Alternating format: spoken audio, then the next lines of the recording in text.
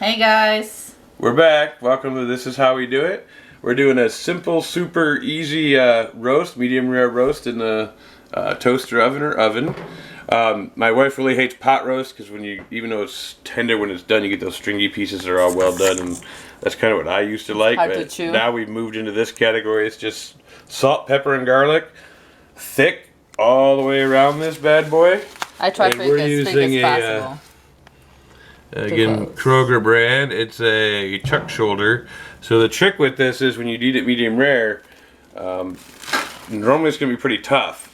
We slice it very thin, and it usually doesn't make it onto a plate. It's just, as it's cooling, we start slicing and eating, and by the end of the night, that whole thing's just gone.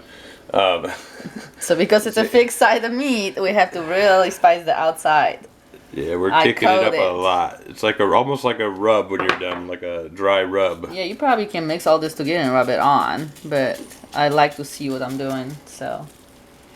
Just gonna keep lathering it down. Yeah, like, You can see how thick it is, so you need a lot of seasoning. It's kind of like doing briskets and dry rubs. You just really lay it on there because that juice is going to come off. So when you slice it, you're going to have a little crust of flavor on there. and make sure if Like you guys. a helper shake here. Yeah. If she I do pulls not it up. cut any of the bad stuff. I'm gonna wash my hands We leave all that nice for the juice. juicy fat on there. It does drip off, but a lot of it goes into the meat to make it more tender. And we're going to lather that one up. Okay, go ahead and turn it over. There's a ton of fat cap, so there we go. Shake it And then when you drop it, excess. all the excess comes off, so you don't worry about having I too hold it much. so you don't have to touch it.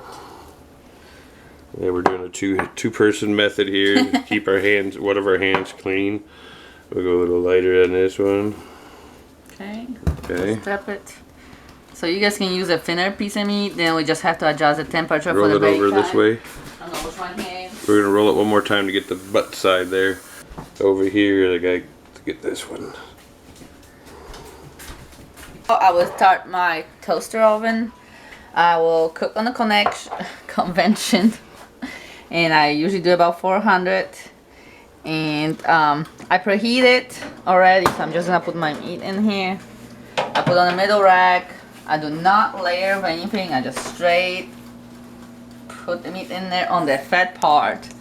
So I do not need nothing special in there. And we already have foil down there to catch all the Grease. drippings. So what I usually do, the meat depends how thick is the meat. I cook on average 400 to 450. I'm not in a hurry, so I'm just gonna leave on 400, and I would do 40 minutes. And in 40 minutes, I would come and check with a thermometer if it's cooked to the medium rare we like or not. And I'll be back. Okay, we're back.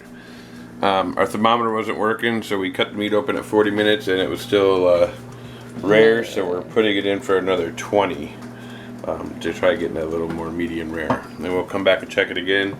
Can you pull it back out? Normally if you were checking your meat, I wasn't out here, but if you were checking your meat instead of cutting, you can just push on it and it was Yeah, still well, real jello-y. I cut it to show him. Then you know it's not done. Where if you push down here, it's pretty hard, so you know that's probably medium well. So we're waiting for this to get just a little bit harder, and we'll be back. 20 more minutes. All right, so we are back. The meat is definitely firmer now, and it rested in there for another 20 minutes after it's done cooking. So it had time to rest. So Now we we cooked it for slice it. 40 minutes. We checked it. It wasn't totally done yet, so put another 20 minutes and we'll let it cool down before we cut into it. We'll just go right in half.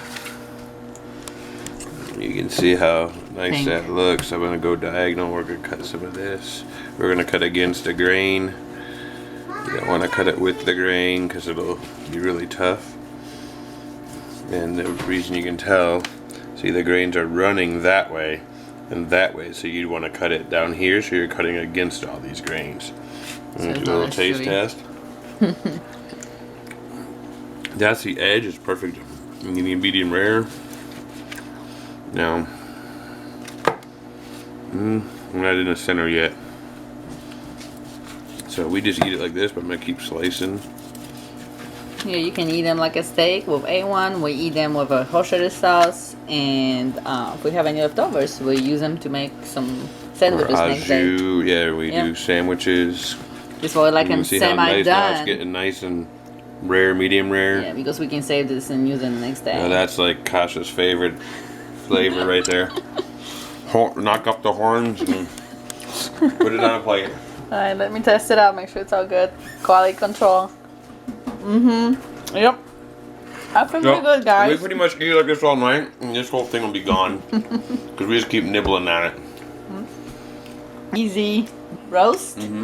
And you can have it today, About another 20 minutes. or you can it'll leave take it for down. tomorrow. And because it's not totally done, you can reuse it There are lots leftovers. of things, fajitas Yeah. and all kinds of stuff. Okay, so hope you guys enjoyed this video, and Hopefully it's making your mouth water because mine is. we can stop talking and eating. So hope you guys enjoyed it, and we'll see you next time.